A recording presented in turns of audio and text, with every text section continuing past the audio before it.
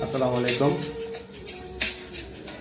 নুরুল হক ভোর ভাইয়ের উপর যে ন্যাক্কারজনক ঘটনা ঘটলো, আসলে এটা নিয়ে খুব বেশি আমি বিব্রত বোধ করতেছি।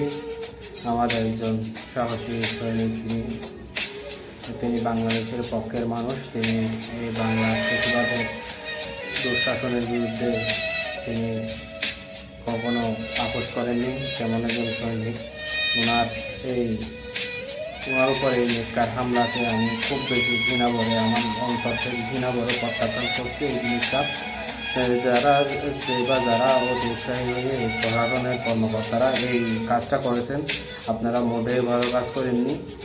এটা আসলে আমাদের